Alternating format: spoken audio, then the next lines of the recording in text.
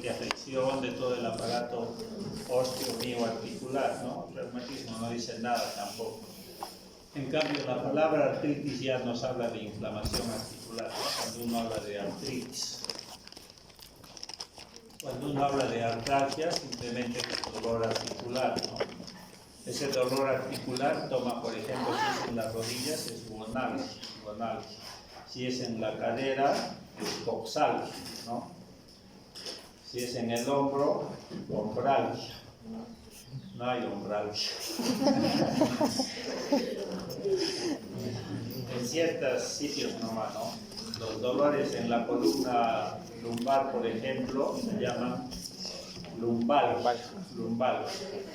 En la columna dorsal, dorsalgia, ¿no? En la parte cervical, por decirlo. O sea, en algunos sitios tienen nombres específicos, pero otros no. Simplemente es para denominar eso, ¿no? O sea, si alguien doctor, tengo reumatismo, no te dice nada. Doctor, tengo artritis, se supone, pero él no tiene por qué decirlo, el médico es el que le pone ese nombre. Artritis significa inflamación articular, ¿no?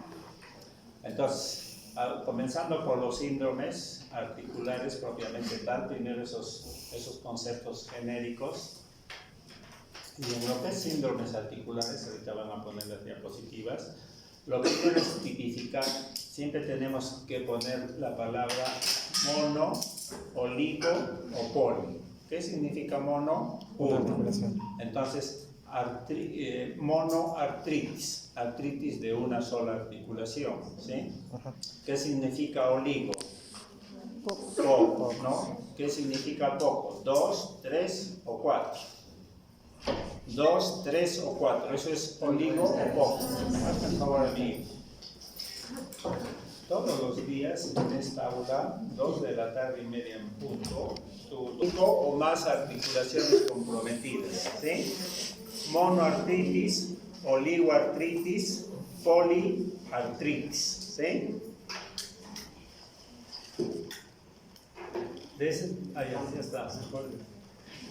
Entonces, en reumatología, antes las enfermedades autoinmunes eran muy prioritarias en reumatología. En reumatología entran muchas enfermedades autoinmunitarias, pero hoy en día las enfermedades autoinmunitarias están en todos los campos, no solo de medicina, puede ser ginecología, puede ser cirugía, pediatría, en todo está la inmunología. En buena cuenta las enfermedades autoinmunes, ¿ya? Entonces, cuando se hablaba mucho de reumatología, se hablaba mucho de enfermedades autoinmunes, y el gran padre de la inmunología, el descubridor de la inmunología humoral fue Paul Ehrlich, ¿no? Por los años 1900, ¿ya? Siempre hay que hacer algo de recuerdo de quiénes fueron los creadores, los fundadores de las especialidades. Entonces, en esta primera clase, los síndromes, voy a pasarme esto.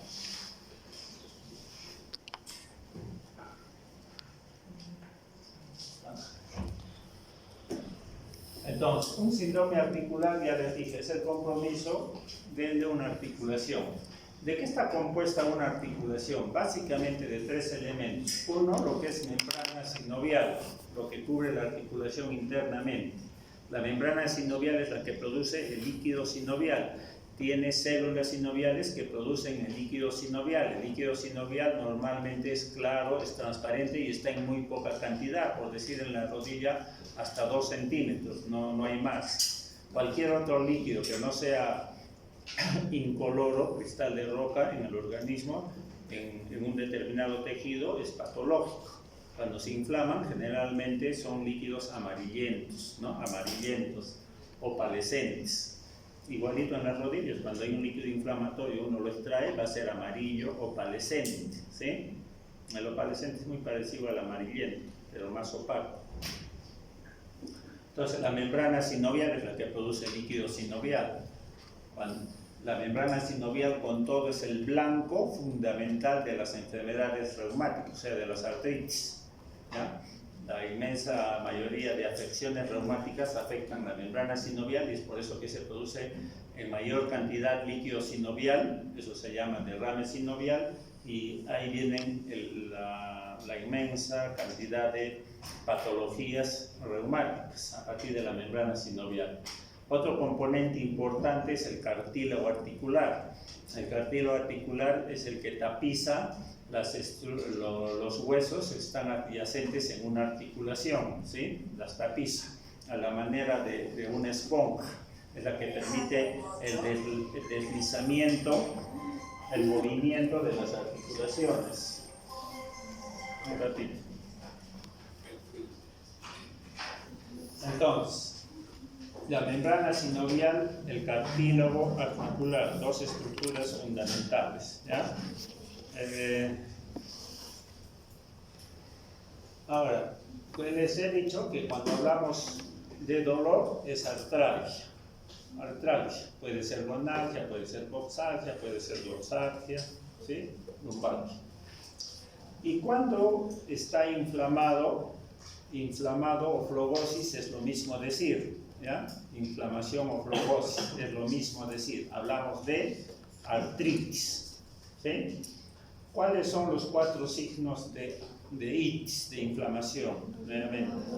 Dolor, hinchazón, rubor y aumento de volumen, ¿no? Eso se va a dar siempre, no siempre vamos a ver las 4 cosas. De las 4, ¿cuál será el fundamental? La temperatura, ¿ya? Temperatura, no es el dolor. El dolor no puede dar puede ser dado por otras causas que no sean inflamación, ¿sí? Pero la temperatura sí. El rubor puede o no estar presente. El aumento de volumen también a veces uno no puede detectarlo bien. ¿Por qué? Porque es una estructura profunda. Por ejemplo, el hombro y la cadera son articulaciones profundas y no siempre vamos a detectar enrojecimiento o aumento de volumen, ¿ya? Entonces, el fundamental es el aumento de temperatura cuando yo hablo de flegosis o inflamación. Cuando yo hablo de compromiso articular, una articulación, una artritis, generalmente están comprometidos todo y toda la articulación, porque la membrana sinovial cubre toda la articulación. Y en ese caso, entonces el dolor los signos inflamatorios van a ser difusos, ¿sí? Los signos inflamatorios están en el entorno de toda la articulación. Y cuando uno hace el movimiento de esa articulación, todos los rangos de movimiento articular, todos que implican esa articulación, van a estar limitados, ¿sí? A diferencia, vamos a ver después, de los reumatismos extraarticulares, reumatismo extraarticular, fuera de la articulación, en que solo el dolor o los signos inflamatorios son localizados y el rango de movimiento articular solo se va a ver comprometido en relación a la estructura afectada, ¿ya? Entonces, una cosa es decir compromiso articular, artralgia o artritis, y otra cosa decir es compromiso extraarticular o reumatismo extraarticular. Eso es fundamental en reumatología, establecer esa diferencia, ¿ya? Estamos hablando ahora de síndromes articulares que comprometen la articulación, básicamente membrana sinovial, básicamente cartílago articular, ¿sí?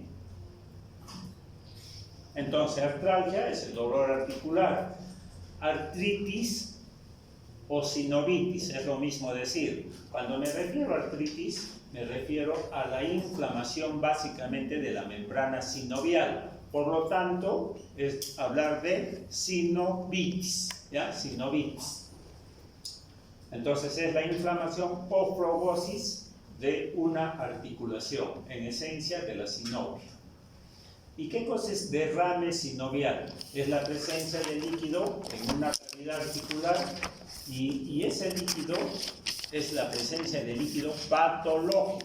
Normalmente en nuestras articulaciones tenemos un líquido en muy escasa cantidad que es cristal de roca, que es incoloro, ¿ya? Pero derrame sinovial es la presencia de un líquido en exceso, patológico. Ese líquido patológico puede ser de carácter inflamatorio. La gran mayoría de enfermedades que afectan las articulaciones son inflamatorias, ¿ya?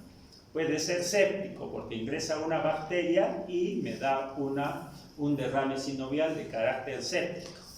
¿Qué habría ahí? Pus, ¿no? Lo que es bacterias me va a dar pus. Hemorrágico, cuando tengo, por ejemplo, alguna alteración en la coagulación y me produce líquido hemorrágico en la articulación, o un traumatismo también me produce sangre en la articulación. Eso que se llama, la presencia de sangre en una articulación, se llama hemartrosis. Hemartrosis, ¿ya? Ahora, veamos por el tiempo de evolución. La gran mayoría de enfermedades en medicina, más o menos, sí, no en todas, más o menos las 6 semanas son las que diferencian entre lo que es agudo y lo que es crónico. Hasta las 6 semanas hablamos de agudo.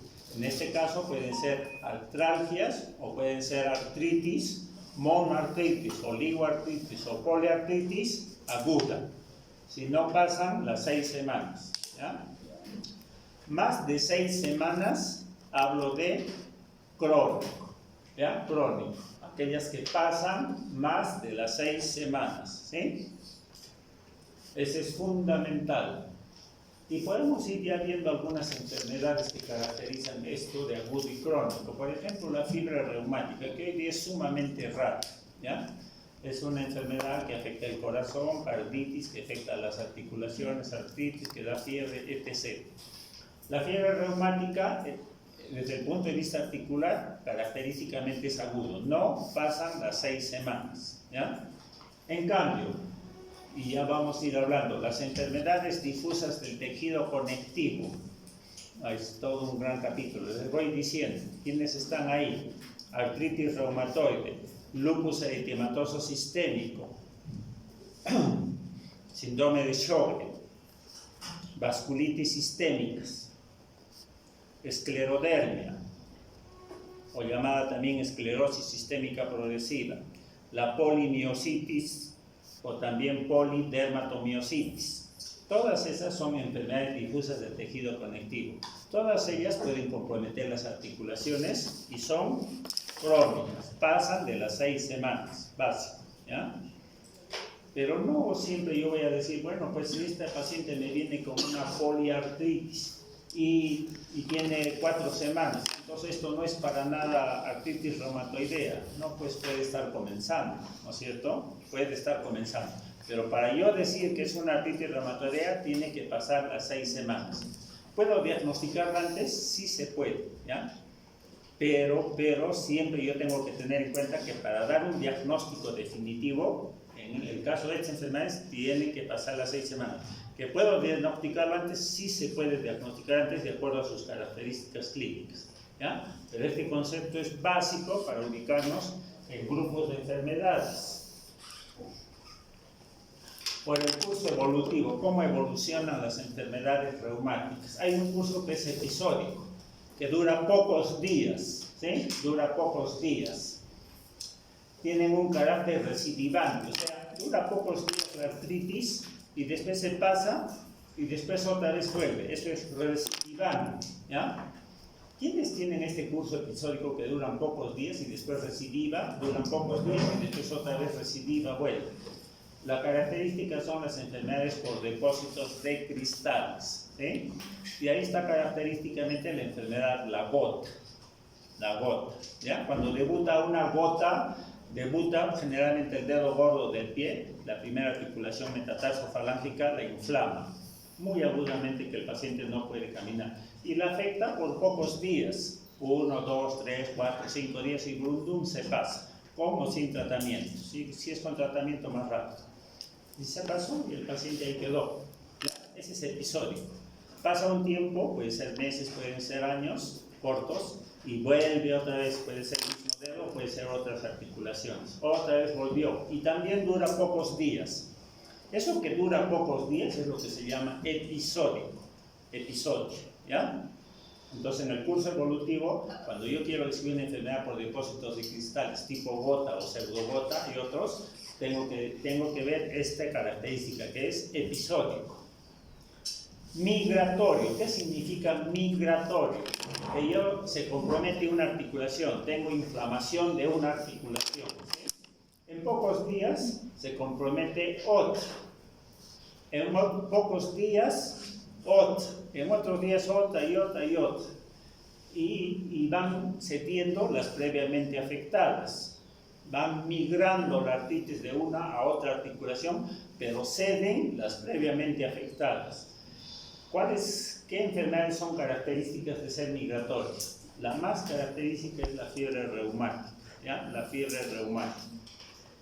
El paciente viene, me duele el codo, me duele 3, 4, 5 días. Después se pasa y me duele el hombro. Me duele 3, 4, 5, 6, 7, 8 días. Después se pasa y me duele la muñeca. Eso es migrar, ¿ya? Eso es migrar, fiebre reumática. ¿Y cuál es el curso aditivo? ¿Qué es aditivo? Sumar. Se compromete una articulación, a los pocos días otra articulación, a los pocos días otra articulación, pueden ser dos. A los otros días pueden ser dos articulaciones, a los pocos días otras, pero no ceden las previamente afectadas, o sea, se suman, se adicionan, el curso aditivo, ¿ya? ¿Qué enfermedades son características del curso aditivo? Las enfermedades difusas del tejido conectivo que les he dicho. La más característica, artritis reumatoidea, ¿sí? Aditivo, ese es el curso aditivo en su evolución.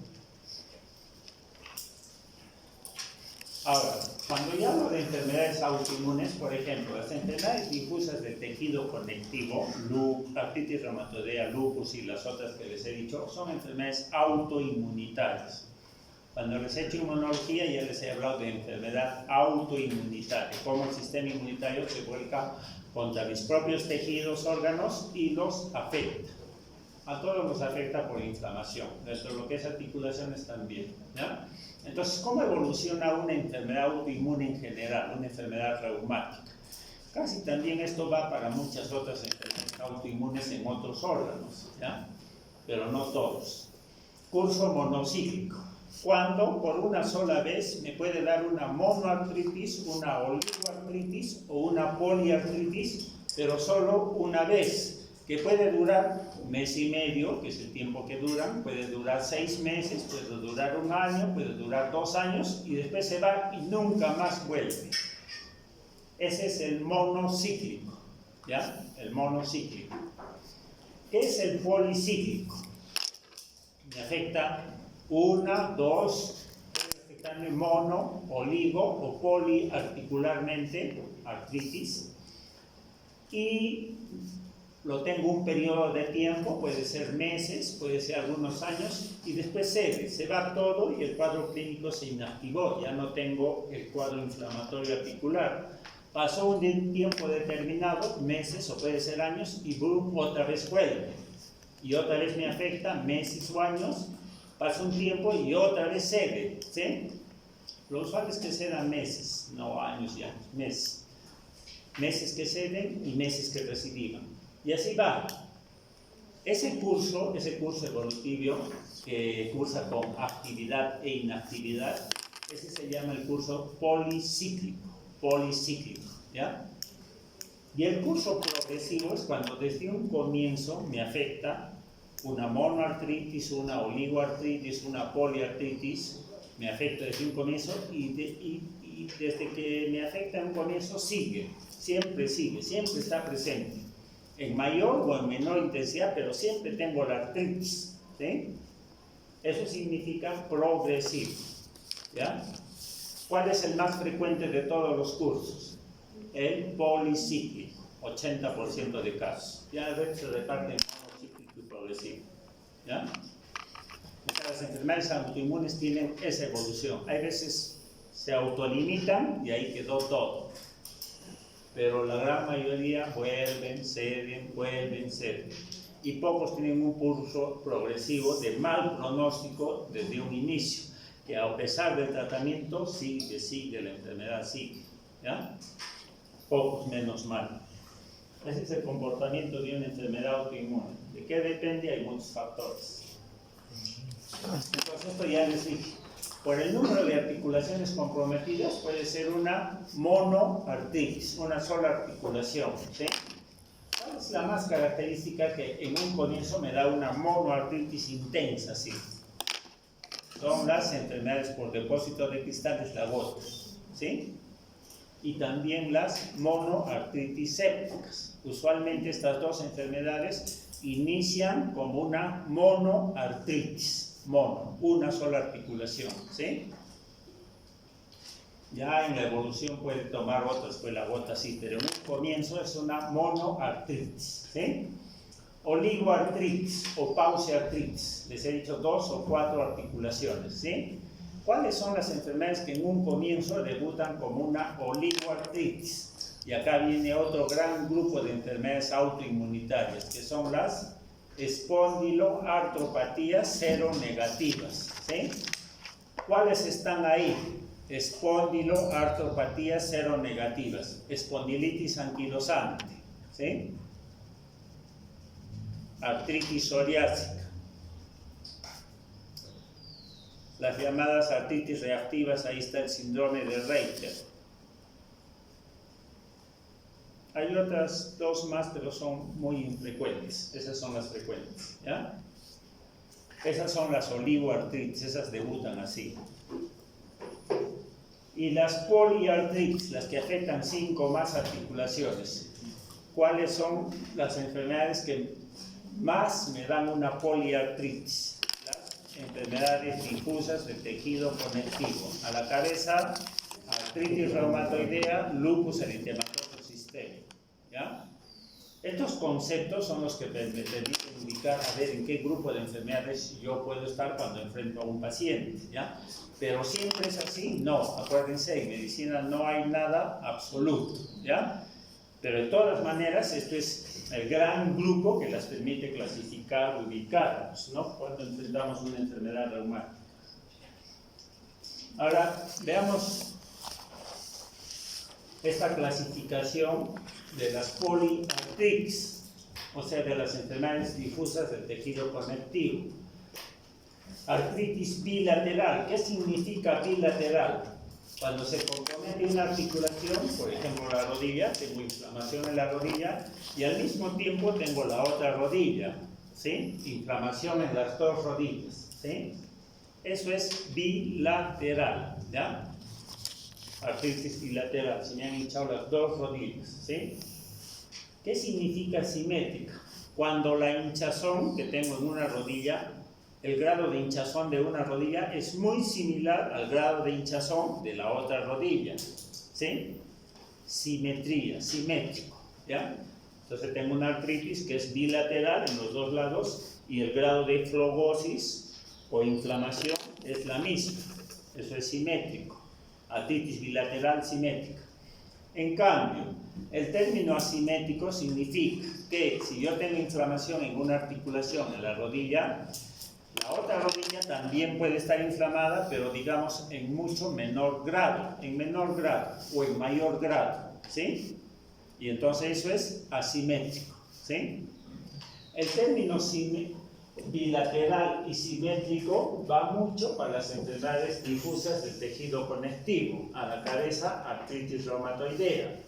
En cambio, el término de artritis asimétrica va mucho con las espondiloartropatías seronegativas, espondilitis anquilosante, síndrome de Reiter, artritis psoriásica. Esos dan artritis asimétrica. Se me hincha una muñeca y la otra también, pero en mucho menor grado, por decirlo. Eso es asimétrico, ¿ya? Eso también nos permite indicarnos en qué grupo de enfermedades podemos estar. Eso es lo fundamental que tienen que dominar en reumatología. Cuando ya mañana vayan a hacer sus prácticas, esto repitan un rato para ver cómo se ubican en una enfermedad, ante una enfermedad reumática. Desde luego que hay muchas otras enfermedades que acá no las estoy tocando, ¿no? Hay otras enfermedades reumáticas. Pero bueno, esto uno desde el punto de vista articular tiene que dominar, ¿sí? Tiene que dominar. Hay otros también síndromes, por ejemplo, el síndrome de ojo seco. El síndrome de ojo seco por enfermedad autoinmunitaria, la autoinmunidad se dirige a las glándulas lagrimales, las afecta y hacen que no produzcan lágrimas, y eso sea el ojo seco. La enfermedad autoinmunitaria como tal del ojo seco se llama síndrome de Sjögren, ¿sí? Pero hay otras enfermedades que me pueden dar síndrome de ojo seco, sí, pues. Hay, por ejemplo, ahí tienen la edad avanzada, los viejitos pueden tener pocas lágrimas, ¿sí? Y determinados fármacos. No voy a entrar mucho en esto, pero, por ejemplo, si viene un paciente con un síndrome febril, fiebre hace un tiempo, viene, hace fiebre otro tiempo, viene fiebre, hace en otro tiempo, así está con fiebre, que se va, que se viene. Dentro de estas causas también puede haber enfermedades autoinmunitarias. La enfermedad autoinmunitaria, y ustedes ya saben, para eso han estudiado inmunología, en muchos de los síntomas, y signos de las enfermedades, no es otra cosa que la sobreproducción de interleucinas. Las interleucinas. Y las interleucinas también son las grandes causantes de ¿qué? De fiebre. ¿Sí? Ya ustedes saben qué interleucinas causan fiebre. Puede ser por el cáncer, puede ser por infección o por enfermedades autoinmunitarias. Por eso la fiebre, pues, cuando hay fiebre hay que estudiar todo, ¿no? Entonces, pero hay síndromes febriles periódicos.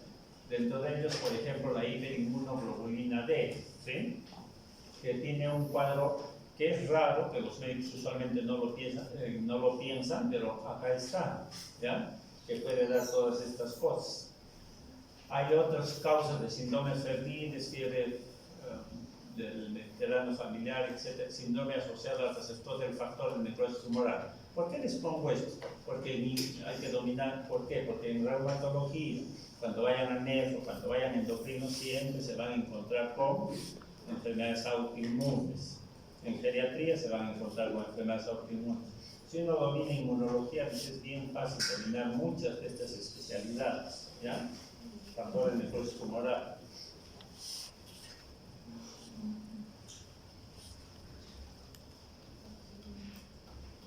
Les voy a hablar un poco de las periartritis, ¿ya? Lo que he hablado es de síndromes articulares, pero voy a hablar de síndromes extraarticulares.